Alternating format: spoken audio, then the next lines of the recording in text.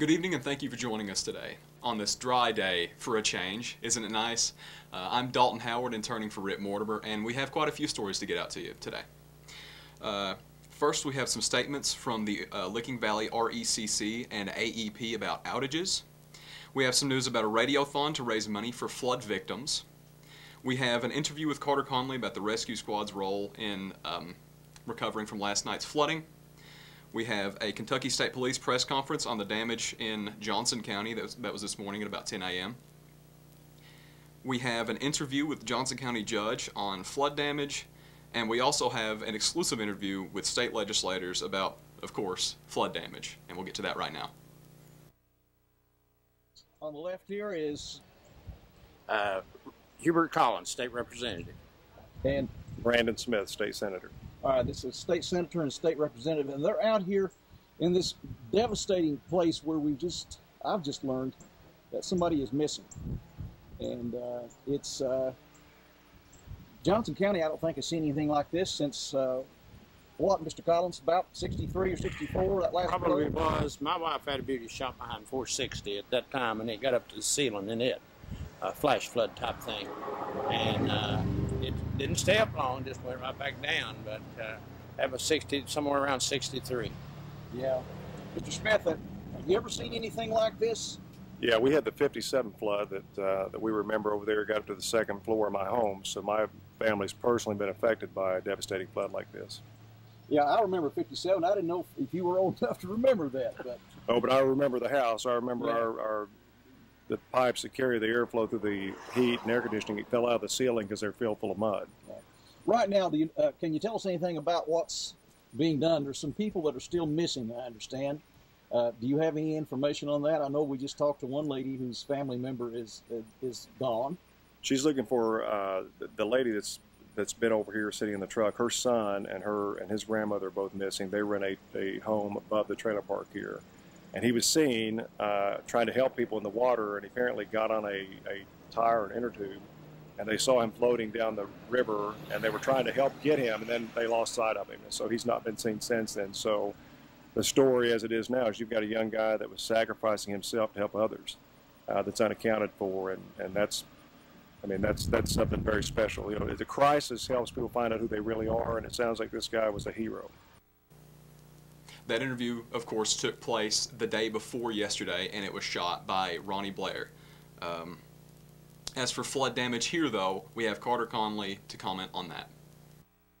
Approximately about 7 o'clock yesterday afternoon, of course, we were watching the radar coming in, and I talked to National Weather Service, and we were watching these storms build from Moorhead south, and he advised those storms were continuing to build into a powerful storm.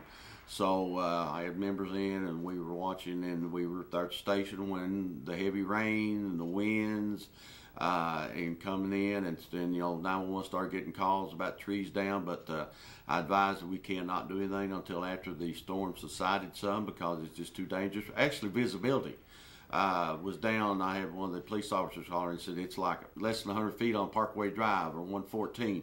So there's no use trying to get out and do anything unless it's an absolutely life-threatening situation. So we had to wait a little bit till it subsided.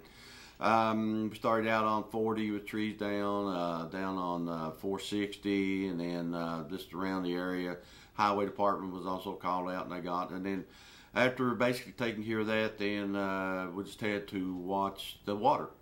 And fortunately, this was daylight hours, and a lot of people were watching, and I can understand some apprehension with the situation at Flat Gap and on 172.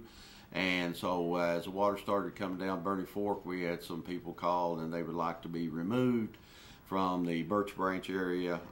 And so we got our water teams and our boats out and up there and did successfully remove about 4 families, I think, maybe about 10 people. And fortunately, the water wasn't really big. As I have seen it up there, it was just basically normal lowland flooding and covering the road area. So we did a evacuation as a precautionary, just to get those people out of possible harm way. And I'm sure that the images of Flat Gap had stuck into their image of what's going on, what's happened out there. So that was precautionary. We had another one last night here in the city behind the post office. The guys had to go take a boat, remove those people as a precautionary, and the water was pretty swift from State Road and Mash Fork. When those two combine with a good heavy rainfall, they can be very swift and torrent. So those were taken out as precautionary, and then we just monitored. We did have one call of a vehicle in the road water on Oakley. My understanding, when the guys got there, though, the people were out of the vehicle. This was a Dodge Charger, and if you know how low that sits to the ground, these people were trying to follow a pickup truck. The pickup truck was fine, but the Dodge Charger didn't make it. So don't assume that any vehicle following another vehicle, because all they're doing is just making wave, and then the water comes right back in behind the vehicle, even though you're behind it too. So don't turn around, don't drown. If you cannot see the white or the yellow line, then you better assume that the roadway may not be there, even though a foot of water has a very swift effect to it. So be careful. Do not get out and walk. Do not drive through it. If you're that dire need to get somewhere, then we'll try to find you an alternate route, but it's better to be safe. Turn around, don't drown. So all in all, we did not have any loss of life last night. They're going to give you an idea of what Kentucky Power and Licking Valley has outage, and it may take a while, and I'm sure they're going to give you an update. So we're good for several days, and hopefully we're out of the stormy season. And just remember, always keep it in your head. Turn around, don't drown, and that will be your best motto to keep with you. As I mentioned earlier, we have some announcements from the Licking Valley RECC as well as AEP about when exactly your power is going to be coming back on. Now, our first statement is from Tim Hall from the AEP, and it reads, "We currently have 13 outages for a total of 151 customers in Magoffin County. The largest one is affecting 47 customers at Big Lick Branch. A Paintsville line crew is en route to this location now. The second largest outage is on Cottle Fork, which is affecting 36 customers. A tree has torn down conductors in this location. We are being assisted by 206 outside contractors. Crews from as far away as Baltimore, Maryland have already arrived." Carrie Howard from the Licking Valley RECC tells us that crews are continuing to work throughout the day to restore power to more than 1,000 businesses and households in Magoffin County. Along with their crews, they are assisted in our county by 2 repair crews from Bardstown's Salt River Energy Team. Howard tells us that they are working to bring back power to 1,000 homes in Magoffin, 1,500 in Morgan, 500 in Breathitt, and 300 in Wolf. Good news is that they expect to get 90% of these customers back up tonight and all by 5 p.m. tomorrow. He asks that if you do not have power by noon on Thursday, you should call and report it. Again, Licking Valley RECC reminds you to not get around any down power lines, and if you see any, call 911 immediately. You can see more info about this by going to Licking Valley RECC's Facebook page. To get high-speed internet on their state-of-the-art fiber optic network for all of your home and business solutions, or to watch TV without a contract on over 200 digital channels with superb quality, or stay connected with family and friends with 24/7 telephone service you can always depend on, contact Foothills Broadband today. Or just click on their link to the right to find out how they're working to provide the latest in communications at affordable prices with exceptional service at Foothills Broadband. Several entities have teamed up to put together a radiothon this Saturday to raise money for the victims of the tragic flooding in Johnson County. Big Sandy Community and Technical College and WSIP Radio will host the 6-hour radiothon, which will go from noon to 6 p.m. on Saturday. Operation Helping Hands Radiothon will collect monetary donations, and all proceeds will go to the Johnson County Long-Term Recovery Group. For more info, call Joshua Ball at 889-4703. And please tune into WSIP at 98.9 on your radio to make a pledge. This morning at about 10 a.m., the Kentucky State Police held a press conference about all the flood damage in Johnson County and all the progress being made there. First off, we just have to say thanks to everyone who's pledged all their support the outcry from the communities has just been amazing. And not only to the communities that were affected and the victims, but to the first responders. It's been a constant flow of food, any needs that we have, water, drainage. So thank everyone for that. With the additional rainfall that we had yesterday and the storm surge, absolutely it affected the search and rescue. We had to hold them in for a short time just to ensure their safety. From last we spoke here, there's not been any significant changes or additional recoveries. We are going to talk a little bit about some updated numbers. We can say with certainty that there are 2 missing adult males that are unaccounted for. Kentucky State Police have active cases on these males, and information is credible that we have that they were last seen being swept away by floodwater. We're checking the credibility on the other 4 that were mentioned as unaccounted for. But for right now, I think we can confidently say that there is 2 adult males that are missing that we're currently working.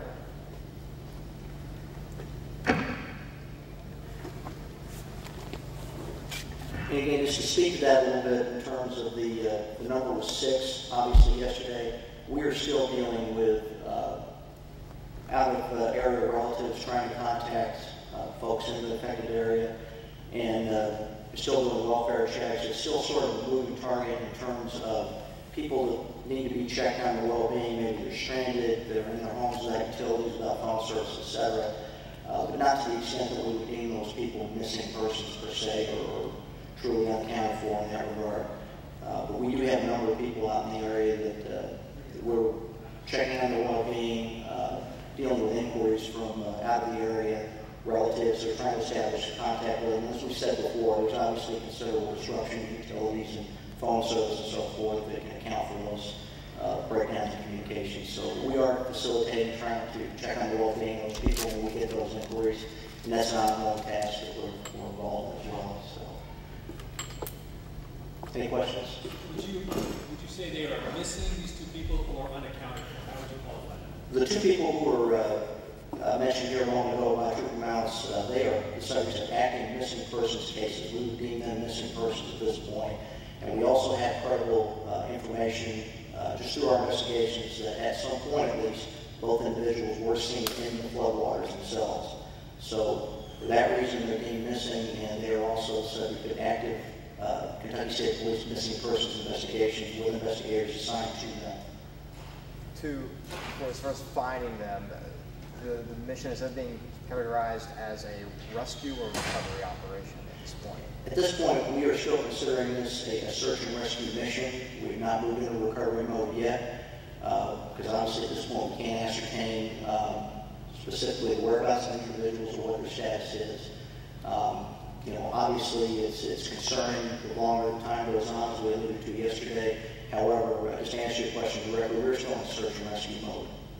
So you still have 4 unaccounted for, along with the 2 missing? We have 4 individuals, in addition to some other individuals, and they run the gamut from the majority of these people that the relatives haven't heard from them, predominantly due to breakdowns in communication. They may be staying somewhere and haven't notified someone. No credible reason to believe any of these other people. And again, as we said before, that number fluctuates literally by the hour. But no credible information to believe that those people were swept away by water or anything of that nature at this point. The 2 that were missing, were they together or are 2 separate cases? We believe they're 2 separate cases. We don't have any reason to believe they were in one of those companies or anything like that. We've also heard that one of them may have been wheelchair bound. Can you confirm that? We're not going to confirm that at this point. And we're not going to get into the identities of the individuals at this point. Just merely they're 2 adult males, and that's as much as we can release at this time. Can you bottom line the efforts today to find them? Absolutely. The effort continues. Randy, we're going to be continuing on with the grid type searches that have been performed over the past couple of days, and going systematically through the affected area to try to locate the 2 individuals.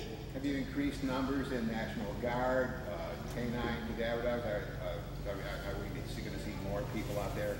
I'll let the emergency management to comment on that. Would you like to address that, sir? I haven't checked back this morning since everybody checked in at the command post, but it appeared when I left there it looked like about the same numbers as yesterday. Should have close to around 50 guardsmen, you know, plus the vehicles. And I think when I left there was probably about 7 connect dogs, you know, on location, plus our local volunteers. And no, we had some folks there, first responders and fresh bodies from Floyd County, and I think I had about 20 people coming from Greenwood County today to assist in, you know, the search and rescue efforts. Gary, the principal here in the relief effort is talking about 100, you say one number, 100 homes destroyed. We'd heard 60. He's I think it's 60 is what I stated at the press conference yesterday afternoon, if I remember correctly. State Emergency Management was here yesterday afternoon, and the judge was with them. And, you know, they made a survey of only the Route 172 roadway. And State Emergency Management counted approximately 60 destroyed homes. Now, with that being said, the side roads, you didn't make any attempt to get up. A lot of them were still somewhat impassable, okay? So you got to realize going with that number of 60, there were still a lot of side roads that were impacted that, you know, really haven't been confirmed within the damage assessment process. The rest of the conference consisted of discussion about a first responder being hurt, though not seriously, the fact that there was no new significant flooding last night, the fact that they don't really know when the job will be complete, also that there have been no new bodies found, and there have been 2 fatalities so far, and that FEMA should be moving in soon. Immediately following that press conference, Your News Today stringer Ronnie Blair was able to get an interview with Johnson County Judge Tucker Daniel. Here's that. Ronnie, I'd just like to say that it's obvious that we've had a very tragic weather event.